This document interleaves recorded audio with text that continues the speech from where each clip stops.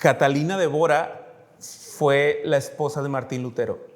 Martín Lutero fue quien promulgó los edictos, las 95 tesis contra la Iglesia Católica y comenzó un proceso de reforma que se le llamó la Reforma Magisterial o la Reforma Protestante. Y hay una historia que se cuenta de esta familia, y es que su esposa estaba un poquito preocupada por su esposo Martín Lutero porque lo veía un poquito ansioso, lo veía preocupado porque Martín estaba dudando del avance de la reforma y no encontraba consuelo. Pensaba que sus esfuerzos estaban siendo inútiles. La idea es que Martín Lutero era un hombre de oración y oraba constantemente día con día. Pero un día las preocupaciones hicieron que él dejara de orar, que dejara de acercarse a Dios. Y la historia dice que Catalina se vistió completamente de negro un día como si fuera un funeral. Y cuando Lutero la vio vestida así, le preguntó alarmado por qué se vestía así. Y Martín Lutero le preguntó quién ha muerto. Y ella respondió con toda calma: Dios ha muerto. Lutero, indignado, exclamó y dijo: eso es una blasfemia, Dios no puede morir. Entonces Catalina le contestó: entonces, ¿por qué vives como si estuviera muerto? Gran parte de esta idea es la que vamos a ver hoy con los apóstoles. Si decimos que creemos en Cristo, que sabemos quién es Él, ¿por qué muchas veces nuestras vidas aparentan todo lo contrario? Así como Lutero en su mente seguía Dios reinando, pero la forma en la que actuaba era como si Dios ya no reinara, era como si Dios ya no tuviera el control de las cosas. Los discípulos, ahorita vamos a ver que ellos han visto sus milagros, han visto a Jesús hacer un montón de sanidades, pero siguen preocupados como si Jesús no fuera suficiente. Siguen dudando como si Dios no estuviera con ellos. Entonces, vamos a ir a esta sección para encontrar que nuestras acciones, nuestra confianza, nuestra dependencia y nuestra obediencia son las que determinan si realmente sabemos y creemos que Jesús es el Hijo de Dios. Lo que estamos por ver nos va a separar de lo que es una tradición o de lo que es una creencia supersticiosa y lo que es verdaderamente creer en que Jesús es el Hijo de Dios. Nuestro mayor reto no es saber quién es Jesús, porque a diferencia de los discípulos en la historia, nosotros ya tenemos toda la historia completa. Sabemos exactamente quién es Jesús. Y en ocasiones llegamos a pensar que porque sabemos quién es Jesús, tenemos tanto bagaje posiblemente en la iglesia, llegamos a pensar que por solo tener la información correcta, ya confiamos y creemos con Jesús. Pero estar de acuerdo con la información de la Biblia no hace que creamos en Cristo, sino son nuestras acciones las que demuestran que confiamos y entendemos quién es Él. Entonces la pregunta con la que quiero iniciar es: ¿entiendes bien quién es Jesús? Y esa es la pregunta que voy a tratar de que respondamos juntos hoy. ¿Entiendes bien quién es Jesús? Y en la primera sección vamos a ver que Jesús sana a una persona que era sordomuda o que era sorda y que no podía hablar bien.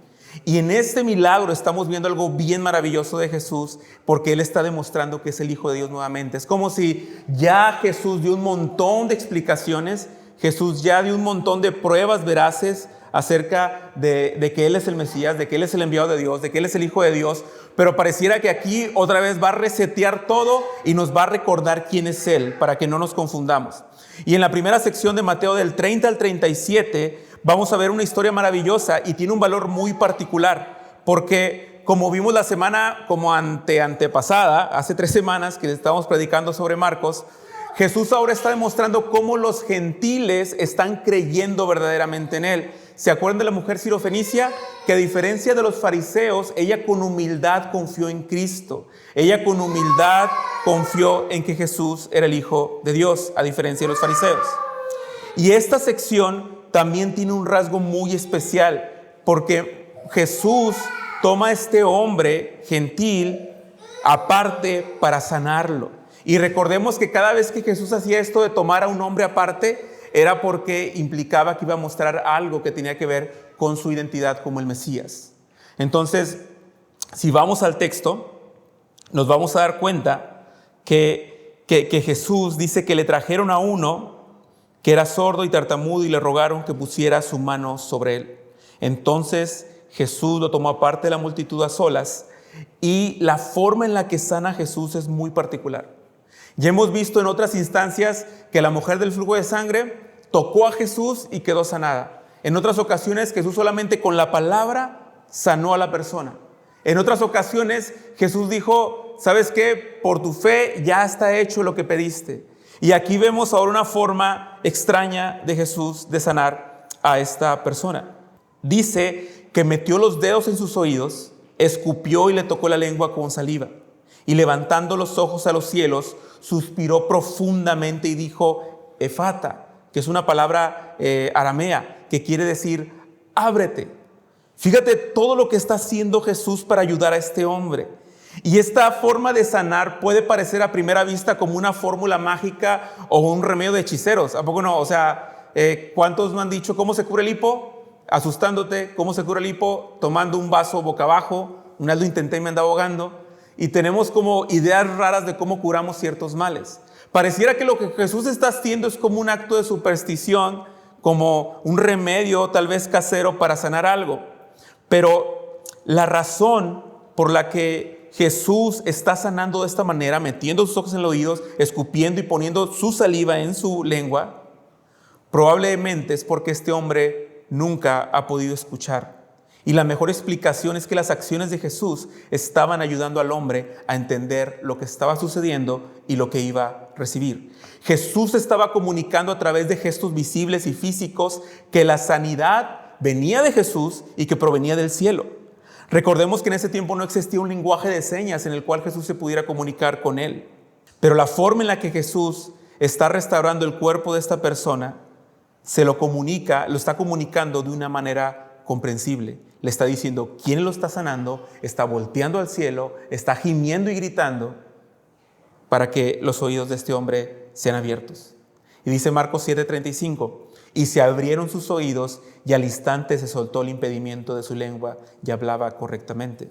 Y el versículo 36 agrega, y Jesús les mandó que no se lo contaran a nadie, pero cuanto más lo mandaba, todos ellos más lo proclamaban. Curiosamente, ahora el hombre que podía hablar, pero no debía contar lo que estaba pasando. ¿Se dan cuenta? Pero otra vez, aquí vemos el secreto de la identidad de Jesús. Pero antes de pasar a eso, miren la compasión de Jesús por este hombre. No solo quería sanarlo, sino quería que él entendiera lo que estaba pasando.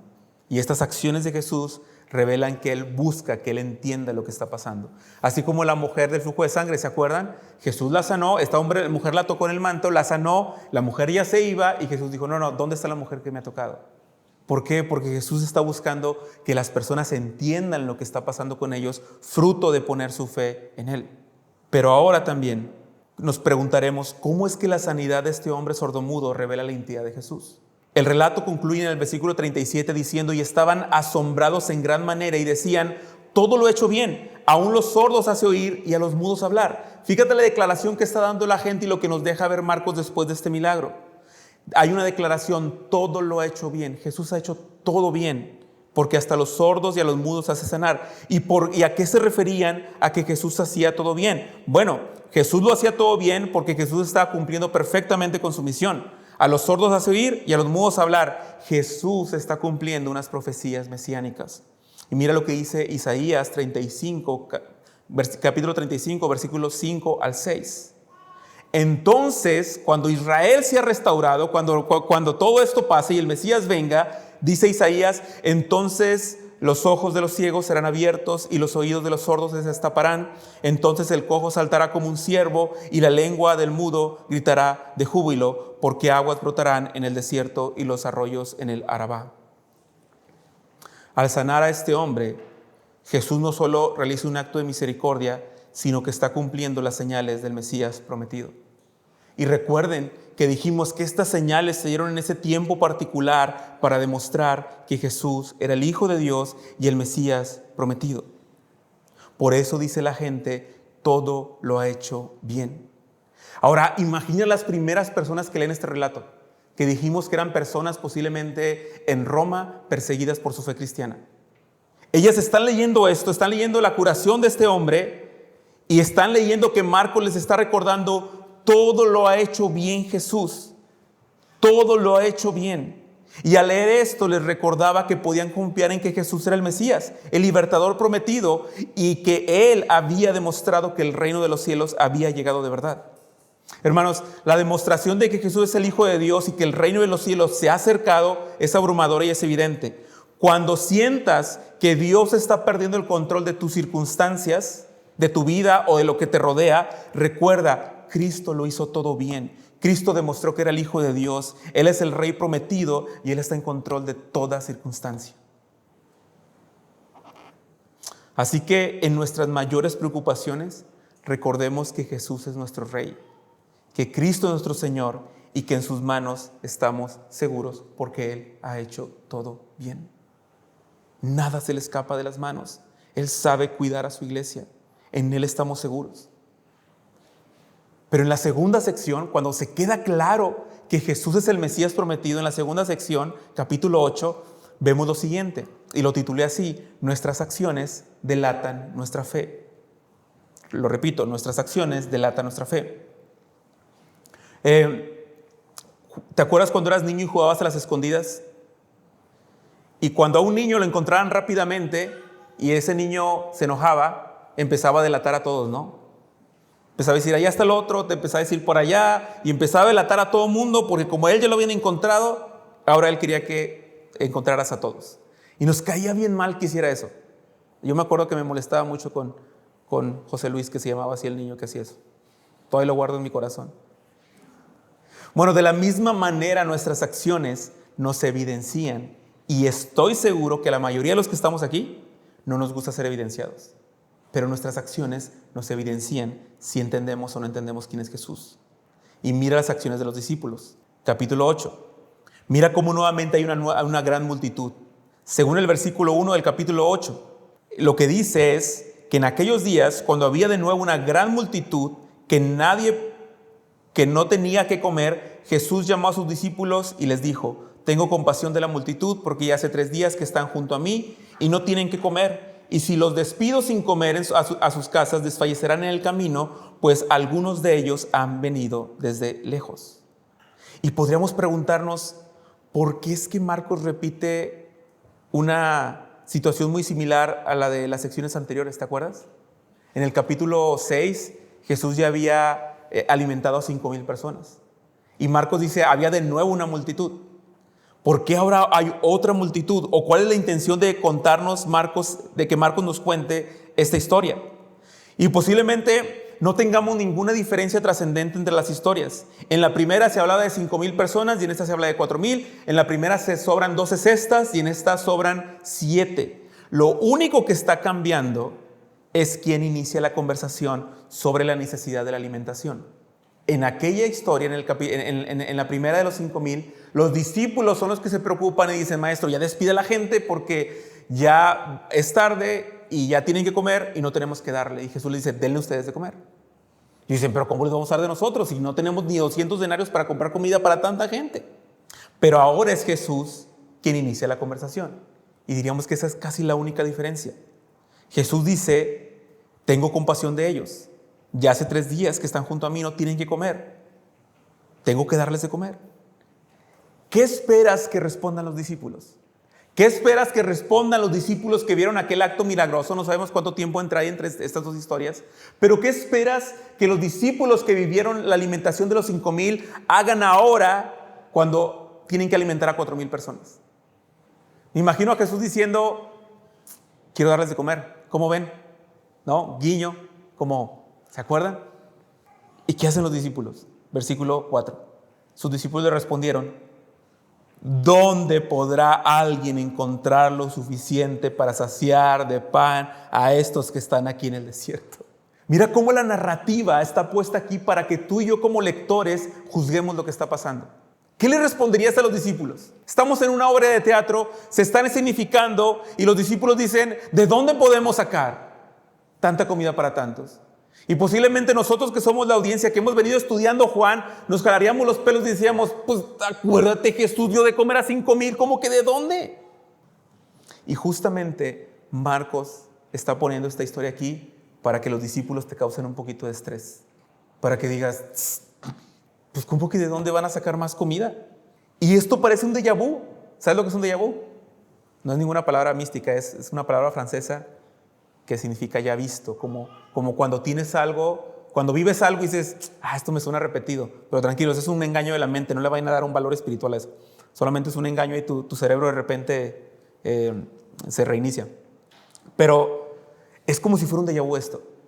Y Jesús, hasta todavía les pregunta a Jesús, ¿cuántos panes tienen? Como les preguntó la primera vez, ¿se acuerdan? Ellos respondieron 7. Y es como si dijeran, pues más que la primera vez, ¿no? Entonces mandó a la multitud que se recostara en el suelo. Es un déjà vu, ¿no? Otra vez, todos acuéstense en el suelo. Y tomando los 7 panes, después de dar gracia, los partió y los iba dando a sus discípulos para que los pusieran delante de la gente y ellos los sirvieran a la multitud. ¿Te imaginas a los discípulos otra vez volviendo a servir una alimentación milagrosa, caminando diciendo, como que esto ya lo hemos vivido, ¿no? Me suena, esto que está pasando me suena. Y fíjate lo que dice el 8. El 7, también tenían unos pocos pececillos y después de bendecirlos, mandó que estos también se sirvieran. Todos comieron y se saciaron y recogieron de lo que sobró de los pedazos 7 canastas. Los que comieron eran unos 4,000. Jesús los despidió y subiendo enseguida a la barca con sus discípulos se fue a la región de Dalmanuta. ¿Por qué está poniendo esta historia Marcos aquí? Porque quiere que observemos que los discípulos no están actuando como si entendieran quién es Jesús. Por eso le estoy diciendo que nuestras acciones nos delatan. Hermanos, yo estoy seguro, que en tu vida ha habido momentos bien urgentes, bien alarmantes, donde tal vez sentiste que si te hubieras movido en falso, tu vida hubiera cambiado. Si hubieras dicho la palabra que no tenías que decir, tu vida se hubiera arruinado, tu familia se hubiera arruinado. Tal vez puedes recordar momentos de necesidad, de enfermedad física, donde no sabías si le ibas a librar o alguno de tus familiares le iba a librar. Y estoy seguro que en esos momentos, si tú has creído en Cristo Jesús o si tuviste gente cerca de ti que creía en Cristo Jesús, la palabra de Dios te fortaleció y te ayudó a salir adelante. Y hasta muchos de nosotros, después del suceso, hasta pasamos al frente en la iglesia a decir, hermanos, quiero agradecer a Dios porque me dio la victoria sobre esto, hice aquello, pasó lo otro y Dios fue fiel con mi familia. Pero después a la vuelta de la esquina viene otra prueba y en lugar que nos encuentre más fortalecidos, nos encuentra igual que los discípulos. Entonces, si la actitud de los discípulos te estresa un poco, también Marcos quiere que te veas reflejado en ellos, como en muchas ocasiones. Hay abundancia en la casa y estamos bien felices, ¿no? Hombre, compra el costal de aguacate de Costco, ¿no? Pero cuando falta el dinero en la casa, comenzamos a dudar y comenzamos a tener temor. Yo tengo tantas historias de niño donde había mucha escasez en mi familia cuando mi papá dejó de trabajar para dedicarse al ministerio.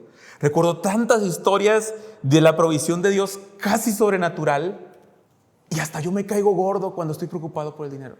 Hasta me tengo que salir a caminar para decir, no inventes, ¿sabes? Y es lo que está pasando con los discípulos.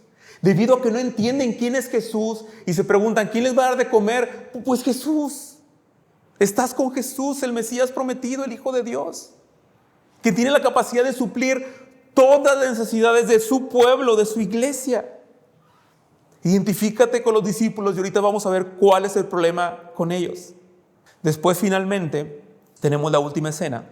Y en esta última escena vemos la razón por la que los discípulos no entendían. Entonces salieron los fariseos, dice el versículo 11, y comenzaron a discutir con él, con Jesús, buscando una señal del cielo para poner a prueba a Jesús. Y fíjate lo que dice Jesús otra vez, suspirando profundamente. En su espíritu dijo. ¿Te acuerdas con quién suspiró profundamente? Con el sordomudo. Suspiró y lo sanó. Y ahora con estos que lo están retando y que les están diciendo, danos una señal del cielo, otra vez está suspirando profundamente, pero les dice, ¿por qué piden señal? ¿Por qué pide señal esta generación? En verdad les digo que no se les dará señal a esta generación. Y dejándolos embarcó otra vez y se fue al otro lado del lago. Fíjate que con uno suspira para sanarlo, pero con los fariseos suspira para no darles ninguna señal. Pero eso de no darles ninguna señal, sanó al paralítico en presencia de ellos y les dijo, ¿Qué es más fácil decir al paralítico? Tus pecados son perdonados, o levántate, toma tu lecho y vete a tu casa. Y Jesús les dijo, para que sepan que tengo autoridad para perdonar pecados, ahora le digo al paralítico, levántate, toma tu lecho y vete a tu casa. Y el paralítico se levantó y se fue. Nos damos cuenta cómo es que Jesús estaba haciendo milagros, mostrando su autoridad al Señor, al expulsar demonios. El endemoniado gadareno viene y se le postra a Jesús diciendo, ¿qué tienes conmigo? Y todo eso, en gran parte de estos sucesos, los fariseos lo presenciaron. Y ellos cerraron su corazón. Y cuando le piden señal a Jesús del cielo, Jesús dice, no les daré señal a esta generación. Ya les dio señal. Ya estuvo dando señales de quién era Él. Pero fíjate lo que sucede después. ¿Por qué los discípulos no entendían? Y los fariseos son clave en esto. Y la razón por la que los discípulos no entendían fue la siguiente.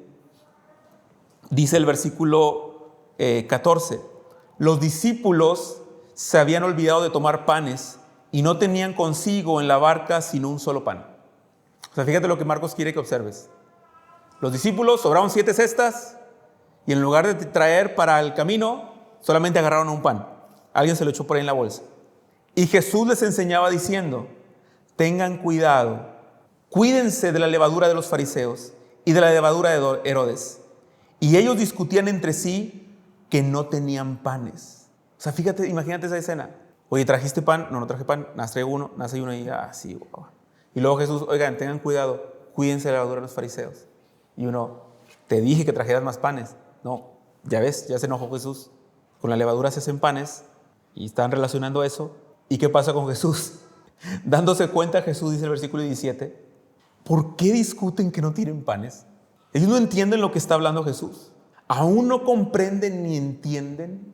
Ahora, antes de pasar a lo que sigue, ¿por qué Jesús dijo cuídense de la levadura de los fariseos? Como saben, la levadura, los que saben de panadería, pues es este polvito que en una masa sin levadura se la echas y la dejas reposar y el pan que está así, pues crece así grandote, ¿no? Entonces la idea de la levadura, incluso desde el Antiguo Testamento, en el pueblo de Israel en Egipto, que tenían que comer panes sin levadura, ¿se acuerdan de la Pascua? Tenía que ver con que la levadura era un símbolo de influencia. Entonces, la idea de la levadura es, si tú tienes la levadura de los fariseos, su pensamiento, su corazón, sus creencias te van a influenciar y te van a inflar de lo que ellos creen. Esa era la idea de cuídate de la levadura ¿no? ¿Y por qué dice cuídense de la levadura de los fariseos?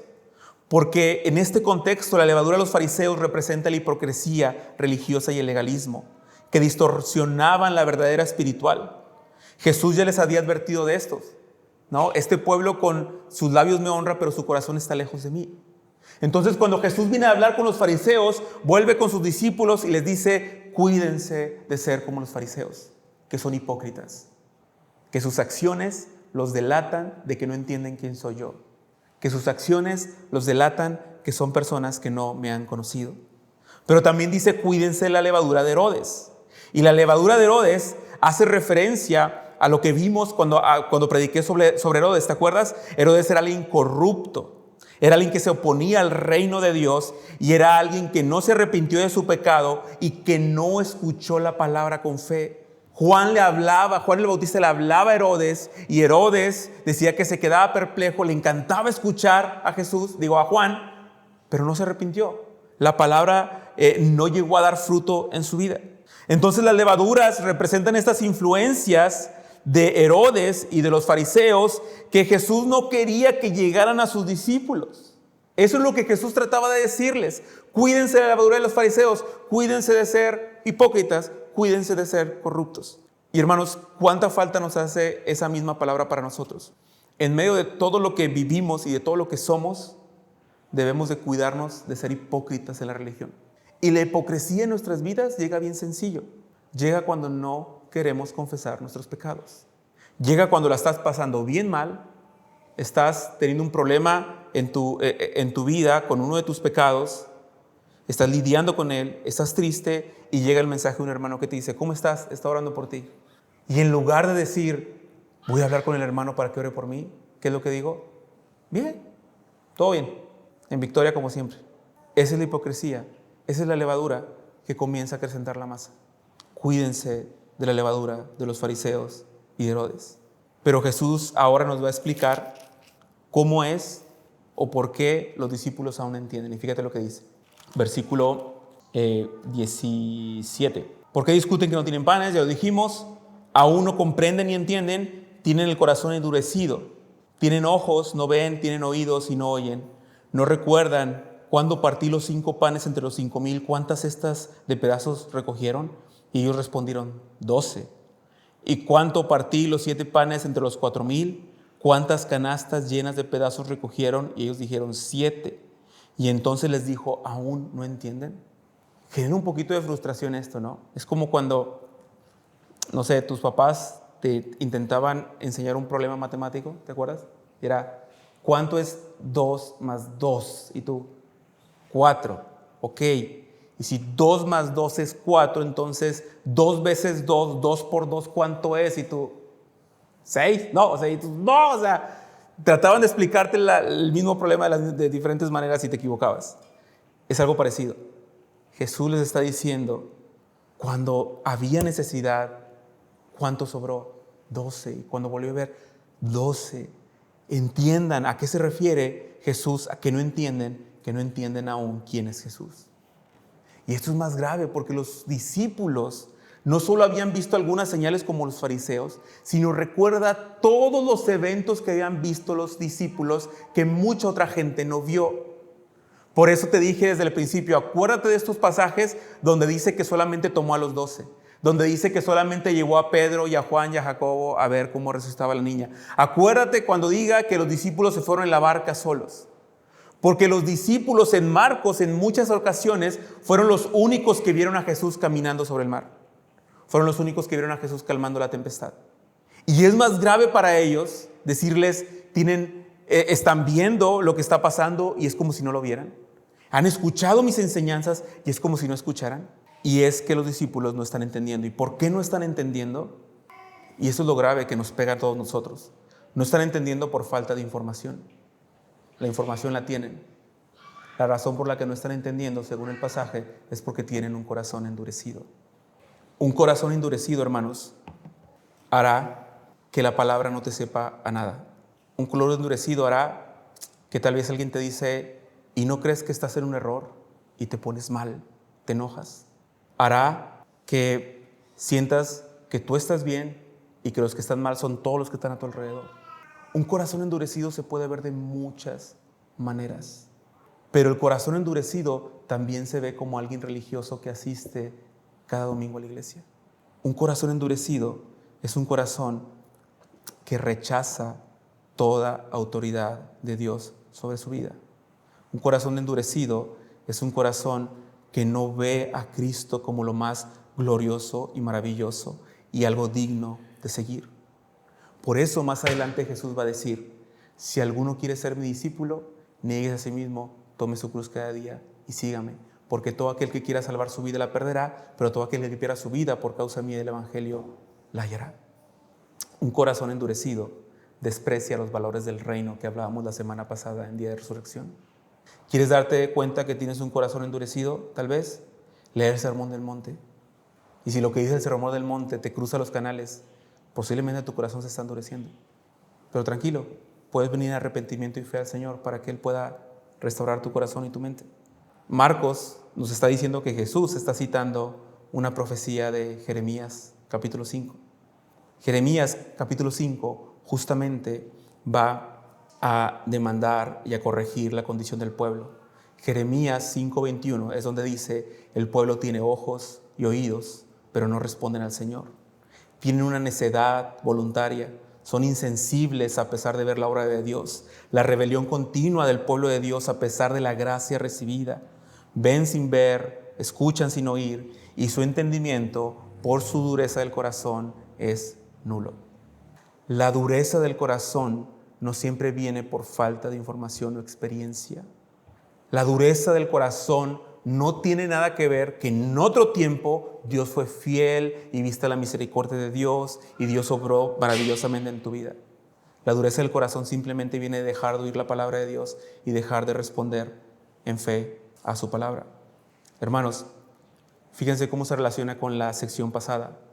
Nuestros problemas no son intelectuales, ni emocionales, ni psicológicos. Nuestros problemas son del corazón. Por eso dice el Salmo: bienaventurado el hombre que no ha elevado su alma a cosas vanas. Y tú y yo, dice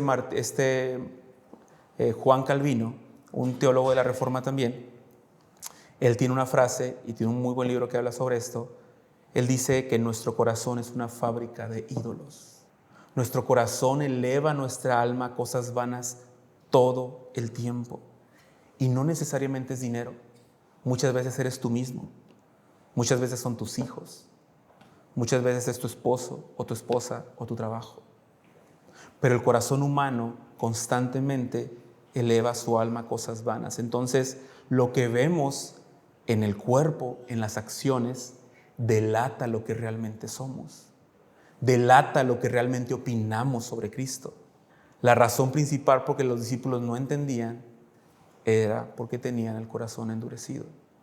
Y lo único que iba a hacer que los discípulos salieran de ese endurecimiento del corazón era un milagro del Señor, parecido al del hombre sordomudo.